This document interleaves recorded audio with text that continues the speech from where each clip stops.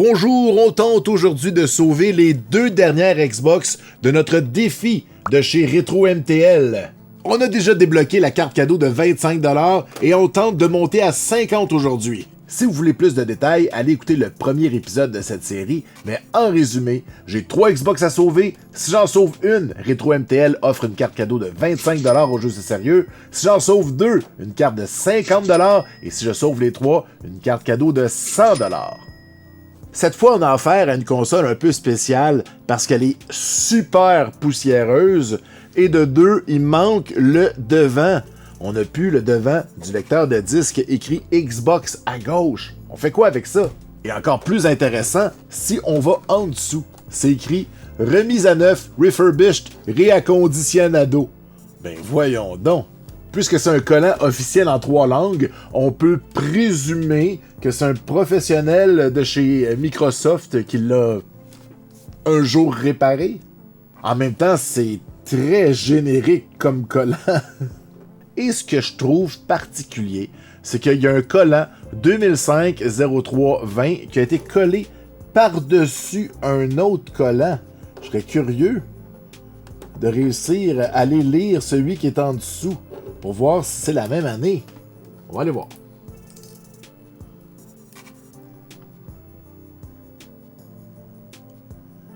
« 2005-03-20 ». 2005-03-20. Là, c'est le même collant. On va le garder de côté pour le remettre par-dessus à la fin. OK, on la démarre. Il y a de l'électricité, il y a de l'espoir. On va l'ouvrir. Ah! Il y a un CD dedans. Le Punisher. Est-ce que le lecteur fonctionne? Hey, c'est sale. On va mettre une manette pour skipper ça. On va voir si le lecteur fonctionne au moins. Ben oui! Ok, le laser est correct. On va commencer par aller l'ouvrir. Aller regarder l'étendue des dommages. On sait que le modèle 2005, en théorie, est supposé avoir un bon condensateur pour le Timekeeper, donc il n'a peut-être pas coulé, mais on sait aussi qu'il y a d'autres condensateurs qui ont tendance à lâcher. On y va avec une deuxième vis. Dans le premier épisode, les trous étaient déjà faits vis-à-vis des autocollants. Je rappelle qu'il y a 2 vis qui sont cachées derrière ceux-ci. Vous m'avez donné des trucs pour essayer de les enlever. Comme un peu de partager. C'est bien de montrer qu'il y a quelqu'un qui est allé dedans, même s'il y a un collant en plein milieu ici. Je trouve ça plus simple. Il y en a qui passent le tournevis direct. Moi, j'aime ça faire avec un X-Acto, un tour autour. Je vais essayer de faire le X. La dernière fois, j'ai pas été bon. Vous êtes plusieurs à m'avoir suggéré la méthode du X. Ça laisse moins de traces. Le problème, c'est quand on passe le tournevis. Ah, ça a l'air pas pire. Le problème, c'est quand on la remet. C'est difficile de faire ressortir le X par les côtés, mais on va essayer de faire attention. Le collant ici, on en a un pour mettre par-dessus, fait que lui, on va y aller direct dedans. Tiens, on est en train de carrément enlever l'autre. Ah, vous voyez, lui, il est peut-être plus facile à détacher, naturellement. Mais bon, on en a un pour mettre par-dessus qui est identique. Fait que c'est bien correct. Une autre patte ici. J'ai hâte de voir le travail qui a été effectué dedans, dans la remise à neuf. Ça, c'est si je suis capable de l'identifier. Je sais pas c'est quoi. Peut-être qu'il y avait des retours, hein. Donc, avec certaines révisions, mais les retours que j'ai entendu parler étaient plus pour les versions antérieures. Ça, c'est une version quand même assez moderne. En 2005, c'est vers la fin. Ou du moins un âge respectable. Et voilà. Alors, de quoi ça a l'air?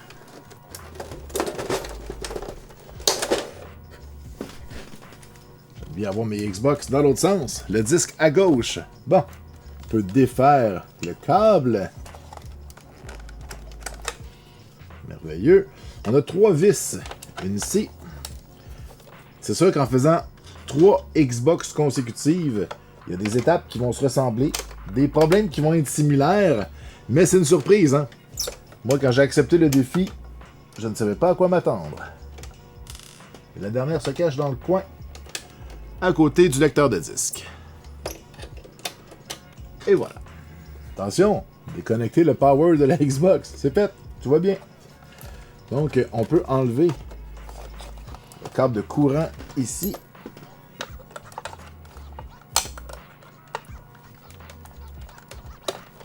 Voilà. On le passe dans le plastique. On va le soulever. Et sortir le câblage. Merveilleux. Bon, un morceau de défaite. J'ai une hypothèse que ces condensateurs-là ont été changés, mais pas lui. Puis on voit que lui est gonflé en plus. Fait que peut-être qu'il y avait un rappel, puis chez Microsoft, ils remplaçaient une partie des condensateurs, mais pas toutes. Ça se peut. On est juste en train de faire des hypothèses, encore une fois. On sait rien. Bon, notre lecteur de disque qui n'a pas de porte, ça c'est très triste. Je sais pas encore qu'est-ce qu'on va faire avec ça. Peut-être essayer d'en imprimer un en 3D. Non, le lecteur de disque. On continue notre démontage. On va enlever le câble IDE pour pas l'endommager. Ça, c'est fragile, puis c'est dur à trouver en 2026. On détache le port manette. On détache l'alimentation de la carte mère. Le panneau avant. Les ports manettes de droite. Et on avance. On débranche le ventilateur, la fan.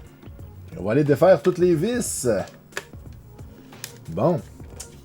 Ben, ça s'enligne pour être très similaire à l'épisode précédent, sauf que on a moins de condensateurs problématiques, hein, parce qu'ils ont été changés quelque part dans le temps. Est-ce qu'on devrait toutes les changer? Je ne pense pas. Ça a l'air d'être des bons condensateurs de bonne qualité. On va les regarder de plus près une fois qu'on aura démonté la carte. Mais ça a l'air quand même adéquat. Ils ont l'air shiny pis tout. Ah, mais c'est fou, hein, des fois, une compagnie qui veut faire des économies d'échelle en mettant quelques pièces plus bon marché, puis qu'au bout du compte, ça crée une catastrophe mondiale au niveau de toutes les consoles, que là, tous les mêmes problèmes arrivent. Puis évidemment, ça n'arrivait pas dans les premiers jours, mais c'est arrivé quand même assez rapidement. Hein. Je me souviens, à l'époque, que tous les joueurs de Xbox parlaient de plein de problèmes. Bon, il y a le Red Ring of Dead qui est un classique, mais il y a plein de Xbox qui lâchaient pour d'autres raisons, généralement à cause des condensateurs. On a une dernière ici. Et on devrait être capable de déloger cette carte mère. J'ai rien oublié. Alright. Viens donc. Je suis sorti avec ma carte mère.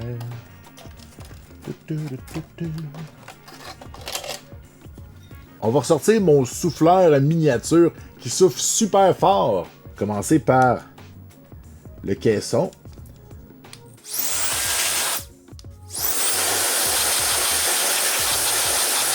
Il y a quelqu'un qui m'a dit de tenir la fan quand je pousse de l'air pour ne pas l'endommager, donc je t'écoute.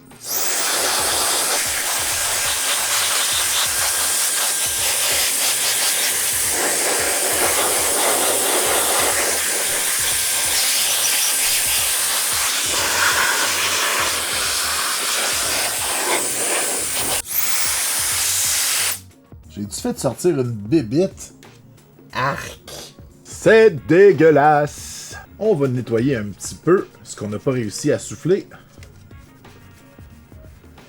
C'est pas très sale. Ben, en fait, non. C'est très sale, mais on a réussi à souffler pas mal.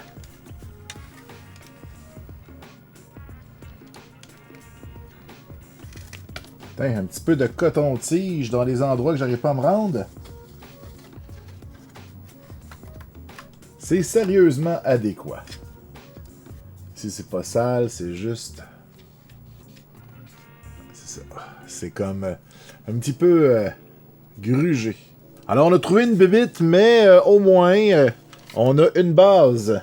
On va maintenant s'attaquer à la carte mère. C'est elle qui souffle le plus. Bon, on voit mieux de plus près hein, les condensateurs qui ont été changés. On voit les modernes par le dessus, qui est un peu différent. Donc, je pense qu'ils ont tous été changés, sauf lui. Pourquoi?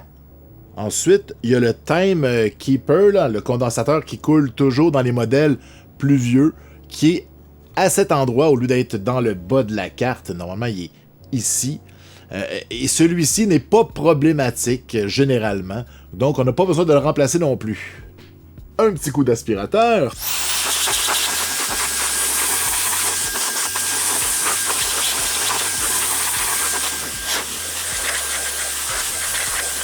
Bon, j'ai dit aspirateur, mais je le dis souffleur.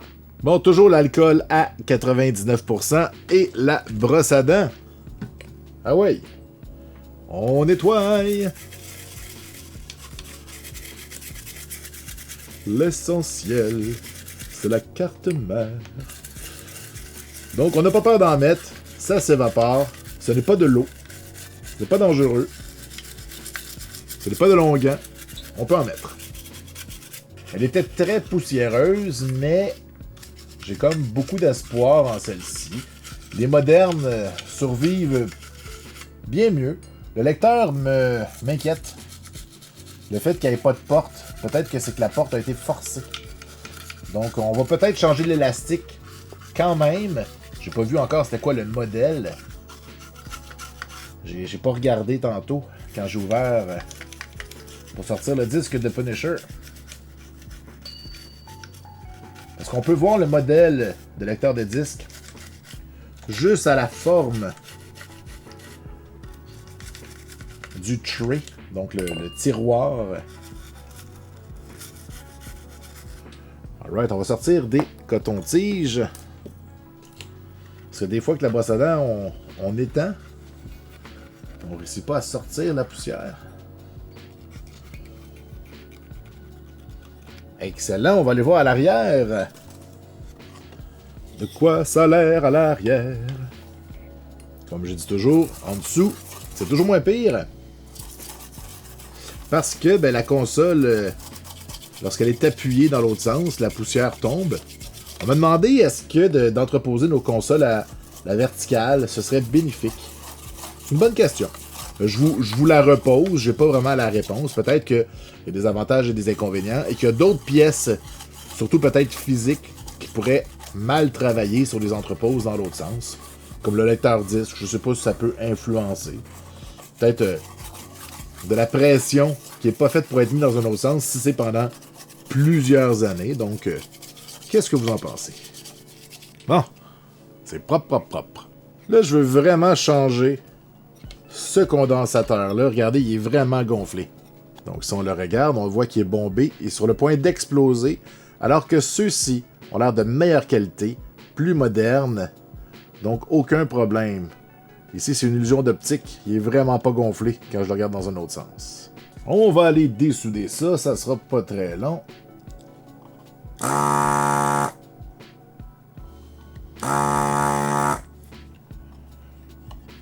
Et voilà.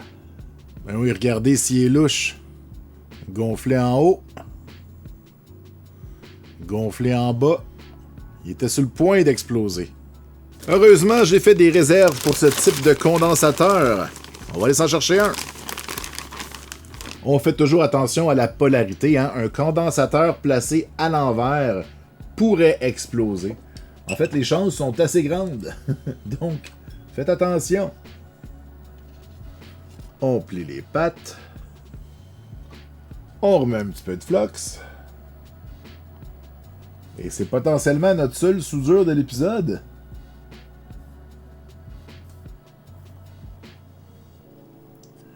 M'excuse, pas de ma faute.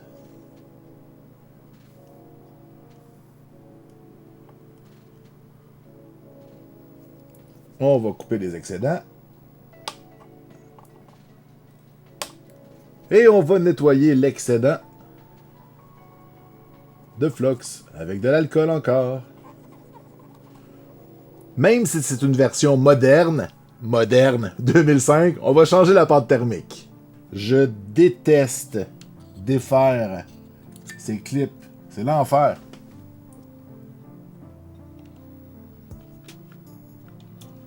Bon, je l'ai eu. Ça n'a pas fait de clic. Je l'ai eu pareil. Et la deuxième, on soulève le morceau noir avant. Et là, c'est plus facile quand il n'y a pas de condensateur. On va y arriver pareil.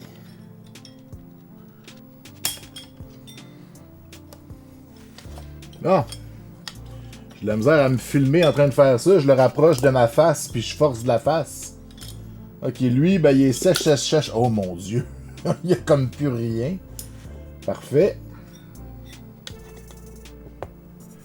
Et celui-là, absolument, il est mieux collé. Ouais, il y a une plus grosse surface, c'est normal. On va le chauffer un petit peu. J'en ai parlé dans le dernier épisode. Il y en a qui aiment ça, allumer la console pour qu'elle chauffe par elle-même pour que ça décolle. Je trouve ça un peu risqué. On va y aller avec un fer à air chaud. On veut juste ramollir.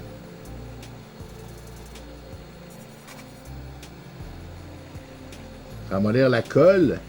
Mais en fait, c'est pas de la colle. C'est de la pâte thermique.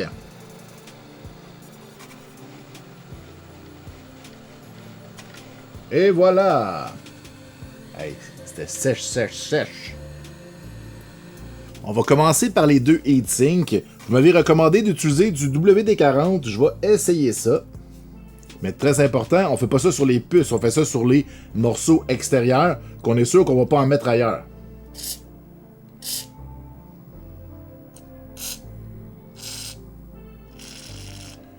On veut surtout pas mettre ça sur de l'électronique. On va regarder si ça part. Ben oui.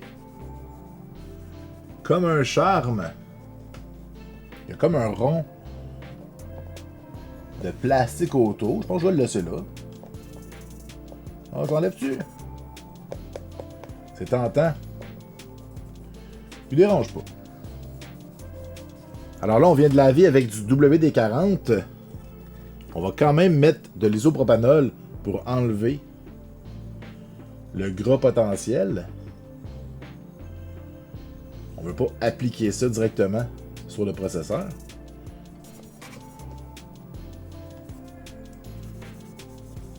Super! La dernière fois, j'avais bien aimé travailler avec du nettoyant à contact. Donc, on va réessayer ça. En même temps, il reste plus grand-chose. Surtout sur celui-là. On va aller voir l'autre un petit peu. On dirait du goudron. Hey, on voit la puce. On salue Nvidia qui nous écoute. On va prendre notre temps. On veut que ça soit bien fait. Une petite shot encore sur lui. C'est pas vraiment nécessaire ce que je fais en ce moment. C'est vraiment la puce qui, elle, doit appuyer sur le heatsink, le dissipateur de chaleur. Et là, on va mettre un petit poids sur le processeur de droite et un X sur l'autre processeur parce que c'est une Xbox. Alors, un petit poids. C'est beaucoup trop. Et on va faire un X ici.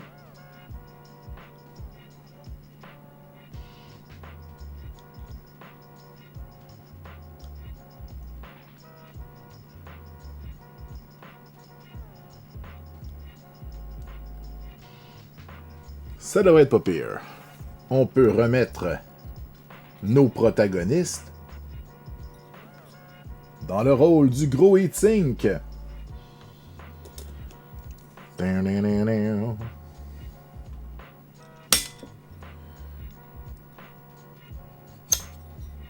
Merveilleux. On est bon pour plusieurs années.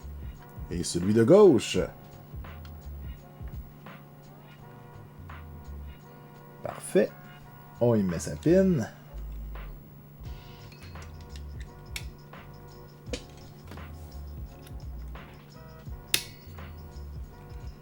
Wahoo!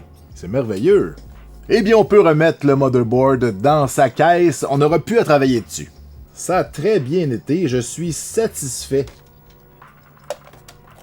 de ce qu'on a réparé, nettoyé, rafraîchi. Que je commence par l'autre bord.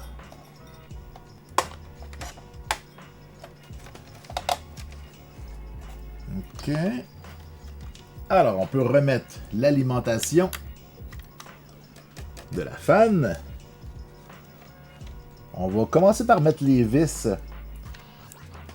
Avant de rebrancher trop de fils, des fois, on se les met dans les pattes. J'espère que cette Xbox pourra rendre quelqu'un heureux. Et j'en profite pendant que je mets les vis. Il y a des gens qui ont écrit dans les commentaires « Ah, mais Guiz, tu répares des consoles, que le magasin après ça va pouvoir revendre, ton temps, tu l'as-tu compté? » Écoutez, moi je fais des vidéos YouTube et c'est moi qui ai demandé à Retro MTL, qui sont des amis, avez-vous des choses à réparer? Comme ça, moi ça me fait du contenu. Puis après ça, tout le monde est content. Ce sont encore une fois des amis de longue date. Donc, c'est ma décision, mon choix. Je me suis imposé à eux. Bon, on fait tellement de trucs. Avec Papa Cassette, on va pas arrêter maintenant. Non, il en reste de moins en moins.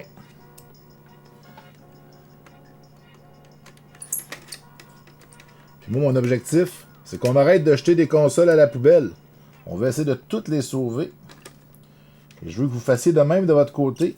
Que votre réflexe, ce soit de dire « Hey, on peut-tu la réparer? » Bon. Excellent. On remet les fils. Donc, on a le port manette de droite. On a le panneau avant. Le motherboard. On a, hop, ça c'est plus tard, le port manette de gauche. Manette 1-2. Super. On avance. Bon, là, on a un problème parce que une Xbox sans le panneau avant sur le lecteur, ben c'est laid. On va aller le sortir et quand même le nettoyer. Regardez. Regardez la courroie. La marque Data Storage. Qu'est-ce que c'est ça? C'est ça la marque? Je l'ai jamais vu, elle. On va quand même aller l'ouvrir. Une. Ha ha ha. Deux. Ha ha ha. J'ai hâte de voir à l'intérieur. Parce que je suis habitué de voir des Samsung. Beaucoup. Ça semble pas être un Samsung. Faites attention, des fois, ça vient avec tous les fils. Ok, pas de fil accroché, super. L'autre bord non plus, j'imagine? Non! Et c'est sale! Voyons, la poussière. Ça sert à rien de la poussière. On pourrait s'en passer. Un autre morceau. Et on va nettoyer le port, tant qu'à être là. Pendant que je vous regarde dans les yeux. Tiens, on va nettoyer le disque dur. Je sais qu'on est en train de faire autre chose. Mais avant de ranger la guenille, on va s'assurer qu'il n'y a plus de poussière nulle part. Je suis en train de pas faire ce que je suis en train de faire. On retourne à notre lecteur CD, là. Bon, on va commencer par passer un petit coup d'aspirateur. On n'a pas le choix.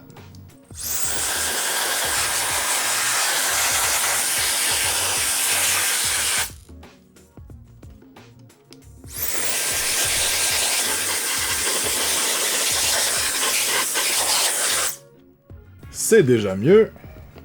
Maintenant, on va ouvrir le mécanisme. Comment on peut l'ouvrir artificiellement, celui-là?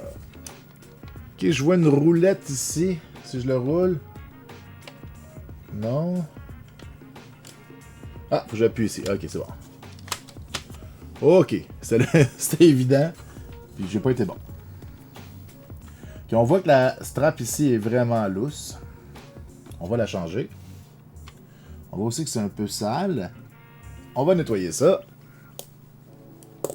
Donc, on va aller sur le plastique. On va essayer de ne pas toucher à la graisse. Donc, les pièces bleues ont comme une couche de graisse dessus. C'est d'enlever la poussière, mais sans enlever le gras. Si je reviens un peu, ici c'est un peu sale. Super. On va aller se chercher une courroie. Je sais pas c'est quoi le mieux. Je pense que j'ai bien accès comme ça. Donc on voit la différence. Un petit peu plus grosse à cause du temps. Elle a forcé, elle a pris de l'expansion. Il y en a qui mettent les courroies dans le chaud, des fois dans le froid, pour essayer de les faire rétrécir. Pour vrai, ça coûte presque rien des courroies. Achetez-vous un sac, vous allez être bon pour toujours. Oui, merveilleux. Bon, maintenant, comment on gère l'avant? Fait que j'ai une autre Xbox ici pour montrer le visuel de l'avant. C'est ça qu'on doit reproduire. J'ai une imprimante 3D et après quelques essais-erreurs, j'ai réussi à écrire la police de Xbox. J'ai mis une épaisseur quand même assez mince pour que l'imprimante soit capable de le faire. On va regarder un peu mes essais-erreurs. Alors à chaque fois, ça prend 30 et 40 minutes et je dois aller chercher la pièce pour voir de quoi elle a l'air. Alors ça, c'est mon premier essai. On aurait dit que le Xbox était un peu en diagonale quand j'ai fait ma pièce. J'ai pris un modèle sur Internet pour ensuite écrire avec la police de Xbox. Donc, j'ai pas bien fait ça. Puis, je trouve que mon Xbox était un peu trop gros. Ensuite, j'ai rapetissé le logo et je l'ai recentré. Sauf que là, vu qu'il était plus petit et plus mince, mon imprimante a eu de la misère. Donc, ça a un petit peu gâché. Et finalement, troisième test, j'ai augmenté les réglages de qualité. Et cette fois, on a quelque chose que je trouve très adéquat. J'aimerais ça me rapprocher encore plus de la réalité, alors on va essayer de le peinturer, mais si ça marche pas, on va le garder comme ça. Et pour pas gâcher notre meilleur, on va essayer sur un qu'on ne veut pas. Donc on va voir qu'est-ce que ça donne. Je pense que ça donne un résultat adéquat. Je pense que c'est pas pire. Bon, là, j'ai essayé sur mon X qui était trop gros, mais je pense que ça vaut le coup. Allez, on essaye. Tu sais, le pire qui peut arriver, c'est qu'on n'aime pas ça et qu'on réimprime la pièce. On continuera la vidéo dans une heure.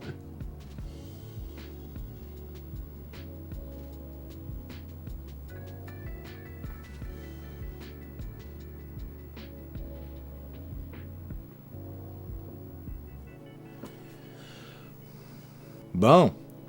C'est peut-être pas parfait, mais c'est pas si mal. Là, on sait qu'il y a un morceau cassé ici. C'est probablement comme ça qui est sorti. On va le recoller, mais après l'avoir placé.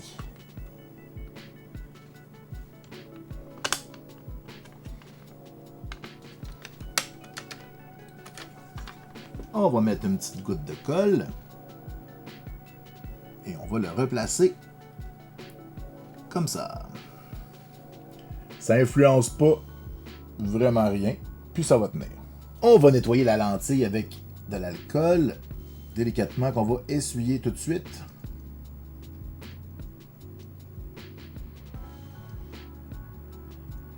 Et on peut remonter la bête. Je suis très content de notre lecteur Xbox.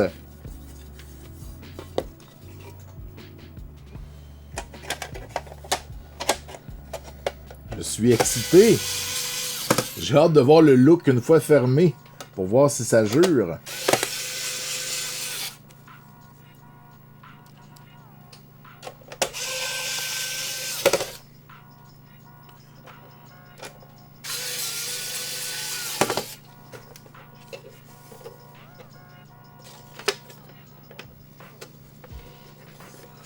On le remet dans son plastique.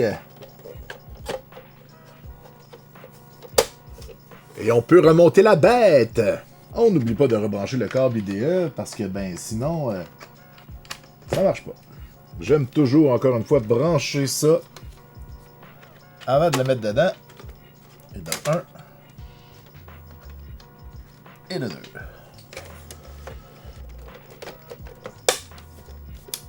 On ramène le disque dur. Cette fois, on a la plug à passer. Ça va dans l'autre sens.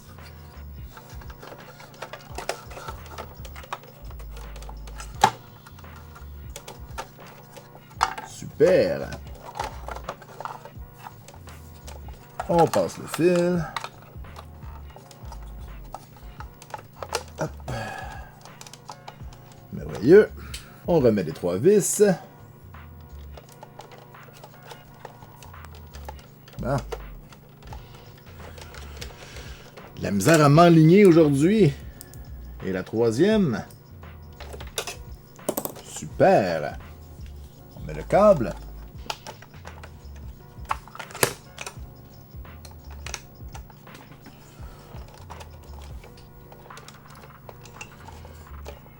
Voilà. Bon, on ne reste plus qu'à nettoyer la carcasse. On dirait que ça, c'est la partie que je suis le moins bon. Quand on est rendu là, je suis comme, je suis tanné. Je veux jouer. Et on peut la refermer. Et on peut remettre nos grosses vis. Remis à neuf certain.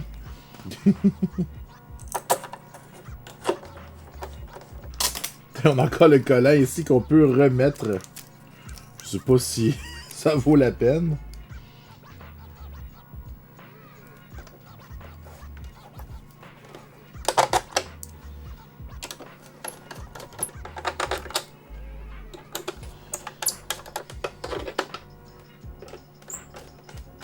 Et la dernière. Allons tester notre Xbox. Alors, le moment de vérité, on allume. Elle est vivante. À date, ça marche. Xbox. On ouvre notre lecteur. On a un disque. On ferme notre lecteur. Est-ce que ça va démarrer?